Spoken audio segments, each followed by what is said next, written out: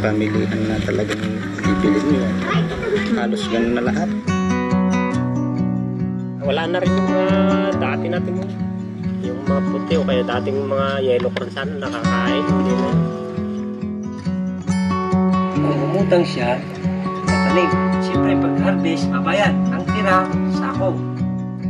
Hindi pa nakapagtanim, utang ulit ng kakainin. Pagkato sa pamilya. Pag nagtanim na, utang ulit. Pagdating ng harvest, kung minsan mayroon pang stock na utang.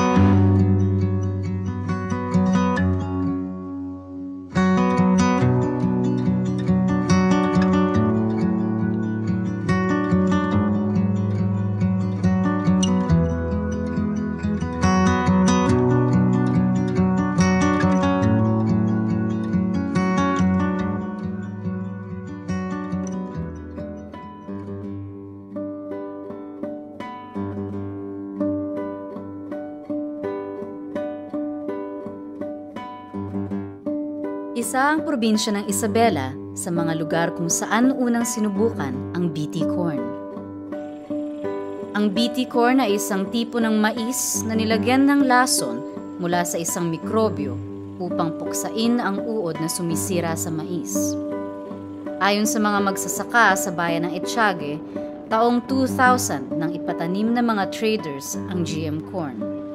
Bukod sa BT corn, inilalako din ang Roundup Ready o RR corn. Ito ay produkto ng Monsanto, isang multinasyonal na kumpanya sa Estados Unidos. Kung papasok yan sa barangay, nag-aabiso yung mga technician ng Monsanto, pupuntahan kaya namin itong araw. Tapos bibigyan sila ng araw ng mga tao, yung mga manananim. Isasanggunin nila sa mga traders, ganoon. Tapos yun naman, traders ang kukuha sa Monsanto, ipapautang naman sa mga tao. Ang RR corn ay ginagamitan ng pamatay damo na Roundup o glyphosate, isa ring produkto ng Monsanto na lubhang nakalalason. Mahigit 90% ng GM corn sa bansa ay stock trait o pinaghalo na ang katangian ng BT at RR sa iisang klase ng mais. Ang sinasabi lang naman nila is mas matipid siya, mas madali siyang hindi ganong pagod yung magsasaka.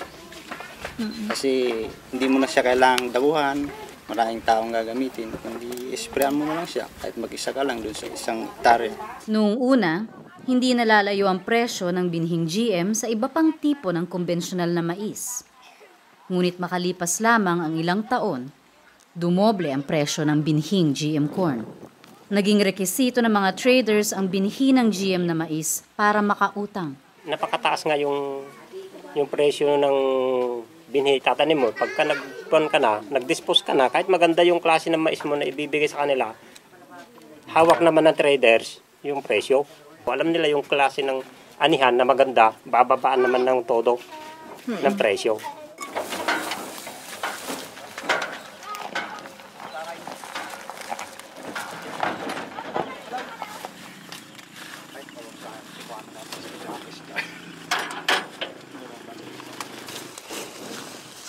Kasi ti Diyos apo, kat nailiwliwag ko, panangirurunan mo. Kami naman magsasaka, talagang todo ka na sasakaling ka ng traders. Dahil yun na ang kanila. Lahat ng traders nagpapautang, yun na. Hawak na nila yung presyo.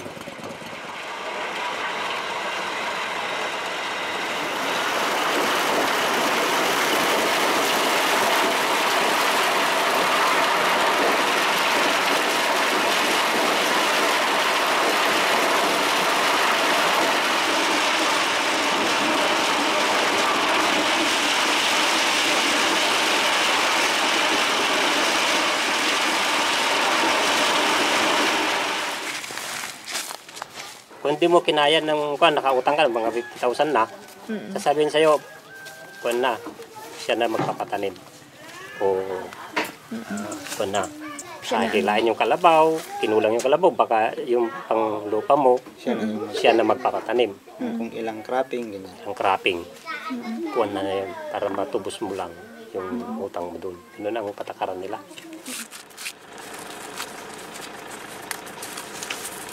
Sa paglawak ng mga tanimang nakalaan sa GM Corn, lumiliit ang bilang ng nagtatanim ng tradisyonal na mais. Anila, dahil naghahalo-halo ang mais sa taniman at bagsakan, kadalasan nakokontamina ng GM Corn ang tradisyonal na mais. Hindi maiwasan na may mga magsasaka at hayop na kumakain ng GM Corn. Pero dahil may taglay na laso ng GM Corn, hindi ito dapat kainin ng tao o maging ng mga hayop. Ang epektuhin niya ang GM, hindi mo nakakain yan na yung kainin mo lang, hindi kagaya ng ordinaryong pagkain na mais, yung mga puti. Kinakain yan, walang epekto sa sarili. Pero yan, kakainin mo, kakasagad ka. Diarrhea, ganun. Kasagad talaga, hindi mo pwedeng kainin yan. Tapos, mga animal namin, mga kalabaw, hindi lang kasi namin nakakaano pa dito eh. Hindi pa yung naranasan o kaya walang pagsusuri pagka may namamatay na kalabaw dito. Pero karamihan na yan, ipinapakain sa kalabaw yan na mamatay. Sa bayan ng Cordon sa Isabela, nakatali rin sa pangungutang ang mga magsasakang nagtatanim ng GM Corn. Bago magtaniman, may mga technicians na dumadating, pupunta rito. Pero yung mga binhi po na inaalok nila, kunwari may discount pagka i-deliver nila, pero mataas pa rin. Ngayon kung wala kang ikakas, siyempre hindi ka makakabili kahit na may discount. Kaya ang nangyayari, babagsakan ho nila lahat yung mga traders na mga ganyan, binhi, mga kailangan gamitin sa pagsasaka. At doon na rin kumukuha nangungutang yung mga farmers at traders. Nasuki nila. Doon sa pinautang na halimbawa po 1,300 ang isang bag na abono. Pag pinautang sa iyo yan, papatungan na nila ng mga 1,000 ganyan o kaya 500. Then magpupursinto pa ho yung utang. Kaya napatungan na yung dating yung talagang presyo. Sa 4 na buwan na magpupursinto ho yun. Mababawas pa rin ho doon sa kita ng magsasaka. Sa pag-aani, kung maka-100 man halimbawa ng isang hektarya isang magsasaka, halos lang, konti lang yung tubo kasi ang taas ng presyo ng mga farm inputs. Sa isang hektarya, bali 2 bag ang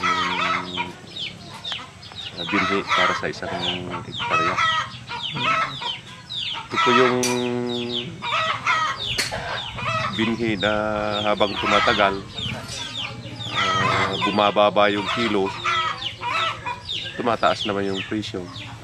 Bali 4,000 po ang isang bag nito, plus yung pong round up na pamatay damo, 1,300 po ang isang galon. Sa bayan ng Banaban sa Pangasinan, hinikayat ang mga magsasaka na ipagpalit ang mga tradisyonal na binhi sa binhing GMO.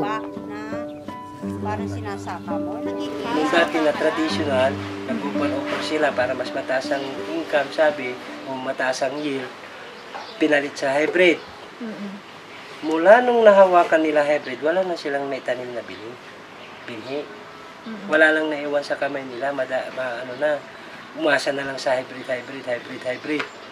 Kaya nung natikman nilang na yung na corn borer, umanap na naman sila ng mas matibay daw, pinasok na naman yung bitikon. Kaya ganun, nawala na sa kontrol ng pagsasaka talaga yung binhi. Taas, every year halos tumataas yung ginagamit nilang input sa abono. Kung dati, kasi nung unang-una din akong magtanim ng mais, nung bagong kasaraw na 1992, 93, yung ginagamit ko noon sa isang bag, yung 18 kilos na binhi, halos isang hektarya yun. Dati 4 to 5 bags lang yun. Ngayon, yung ginagamit na ngayon, yung isang bag na yun, nasa 12 to 15 na kasi sa haba ng panahon, yung lupa, patigas ng patigas. Sa paggamit ng GM Corn, napansin din ng mga magsasaka ang pagdami at pagsulpot ng bagong mga peste na tila hindi na tinatalaban ng lason. Oo. Pagka lumabas na itong buhok, yan, tinatamaan na yan. Masyadong matabang mga peste ngayon. At saka may bagong lumalabas daw na yung mga maatake sa bulaklak. palaging may bagong matitibay na pistong umaatake sa kanila kaya hindi sila katulad din sa farm. Kung dati yung armyworm lang ang namin problema namin, ngayon dumarating na yung brown leafhopper. Sa Visayas, hindi naiiba ang karanasan ng mga magsasaka sa pagtatanim ng GM corn.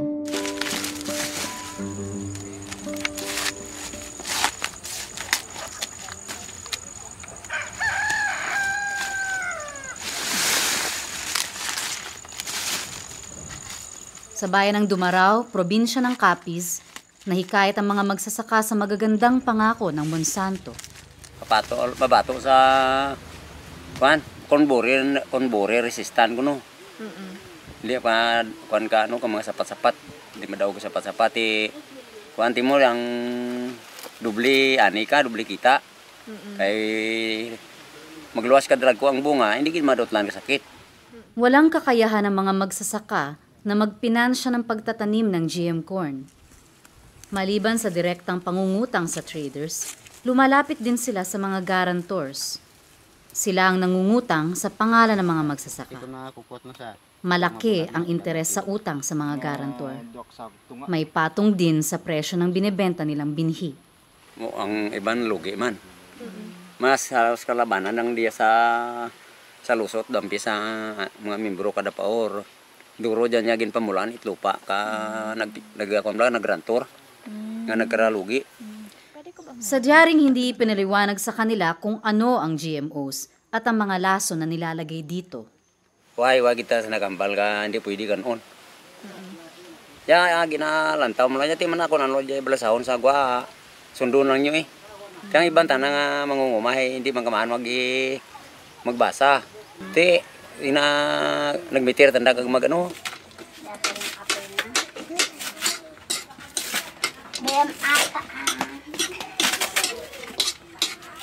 Kalaunan, naramdaman na lamang nila ang masasamang epekto ng GM corn sa kanilang kalusugan. Mutat ka lang kabrusgon mo. No, sakit lang busong mo sa kabrusgon. Ay gid magsakit sakit sa tuga ka kwan. Belatian kundi nga kabrusgon tagin sakit na. Sa subong daw hindi man epektibo mga tao magkaon daw ay gid man ikaw at mabatian nga mga may kaso nga nagsakit busong nagkaon kamay sa ang iba nadlok magkaon. Ako man lang tong nagkaon ng ligad bulan nga nagsakit ya. Nag-inubo ko kung sakit dugan ko. Apektado din ng herbisidyong ini-spray sa RR corn ang lupa at ibang mga pananim. Sa pagkamatay ng mga halamang tumutulong upang kumapit ang lupa, unti-unting lumuluwag ang lupa dulot ng soil erosion. Di ko malambot sa kabaho ka chemical ka kuro gid mapagpamunga na Duntat pagpamunga na. Kung mamunga gid man sa jang daw kwan bla. Daw beres. Ano yang gani sa termino? Daw gipos, gipos pagid. Gin ang una gid maisa nabi kadang Monsanto subong sang una. Wala pa dati bato kon lang taon mo. Di malaisan. Pero karon na halos hindi mo makita lupa. Hindi madalag ko ang bato nagruwa. Namay no amo man lag ko pay sansan gid. Sang una wa dati bato ko makita lupa la tanan. Do karon tana kabatuhan don nga magamay. Nadala tana ka hindi madala ka tubi mo. Di bato ya lupa lang dala na. Sa bayan ng Cuartero, nahihirapan ang mga magsasaka na gustong bumalik sa pagtatanim ng tradisyonal na binhi. Di kay nagipestingan mo na muna nga kuan ay sa tawag nga ginkuan ka mga teknisyan nga maayo makunoy na nga mais kun sa buron mo lang kay dako maani mo. Di mo sorry while mo lang met bakla nga native while makamit native nga kuan ay nang patuloy dum lang sige dum lang kami kay pioneer while kamat bakla nga bini man.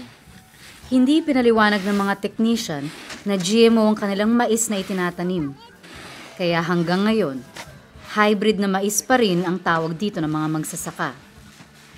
Ayon sa kanila, mas malaki man ang ani ng GM corn, mas magastos naman ito kumpara sa tradisyonal na mais.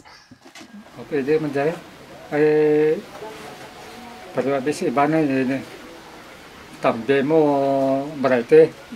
Ang imo din, ito, kasi kung may express na, napalid ka hangin ang kwan, ang kursis ang nason, mapok sa imo nga nito, patay tayo imo. Pwede ka balik kung pero siguro kasi kung mamatay ang binhi nga nito, acidic ng duta, tanan kami mabalik yun, siguro mo. Pero siguro mo, tatangat mga 2 katuwid para ang mampawan na duta. Laganap din ang GM corn sa Mindanao. Umapangalawa ito sa rehiyon ng Luzon sa lupang nakalaan sa GM corn. Sa bayan ng Banga, probinsya ng South Cotabato, may mga magsasaka na kinokontrata para sa pagpaparami ng binhi ng GM corn.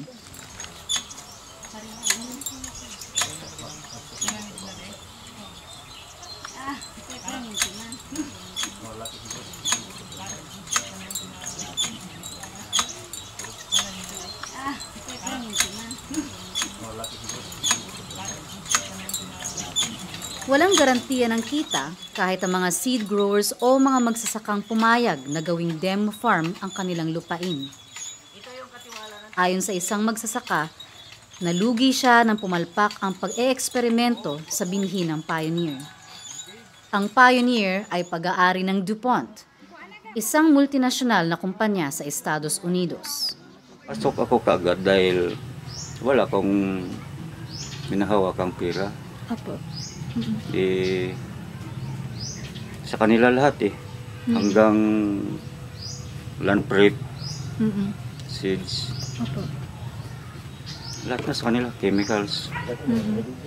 Siyempre ikaw ba naman na farmer na walang ni piso wala, di doon ka na. Maayos na naisagawa ang naunang mga pagtatanim, pero sa ikatlong subok, nasira ang halos lahat ng kanyang pananim.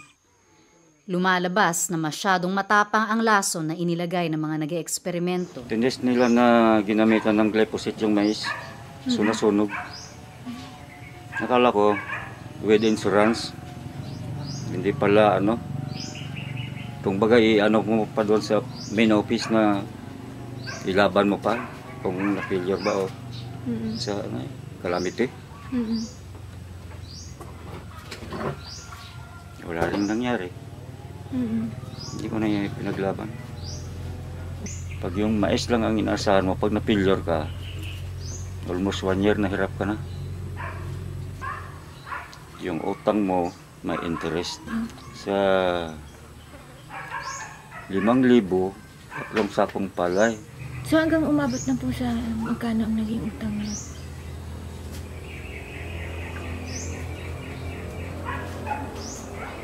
Diyan. Nakalista dyan. Gusto mong yung yellow pad, back to back. Dahil nalugi sa anihan at sa malaking gastos na dulot ng pagkakasakit ng kamag-anak, napilitan siyang ipaarkila ang kanyang lupa sa multinasyonal na kumpanyang Dole.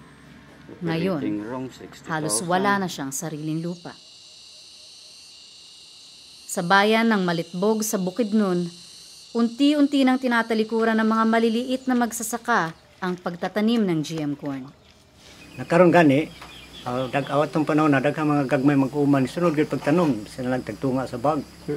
Pero naundang sila nagpabiling karon katurog yung mga dagkong kapital. Dili man daghan ang nagtanom sa ara, pero dagko ang ilang area tungod kay naman sila kapital. Niundang man itong mga gagmay mag-uuma, kaya di man para kaon ng mais. Para naman baligya. Sa pagkalugi sa pagtatanim ng GM corn, lalong naramdaman ng mga magsasaka ang pagkawala ng tradisyonal na mais na pwede sanang iimbak para may kakainin. Dili man ginong kayo daghan sa sila pagkarkansi sa ilang kapital kay ang nahitabo ka ng pagbaligya sa pag-harvest sa mais hirot og baligya then palit na sa kag pagkaon. Kaya di man to siya makaon. Dito na dayan ang resulta nga ang halin sa ilang mais dili kabot sa sunod cropping hurot na ang kwarta. Walay kabalik pagtanom sa binhi. Hindi madali para sa maliliit na magsasaka na bumalik sa tradisyonal na mais. apektado ang kanilang pananim ng GM corn na itinatanim sa paligid.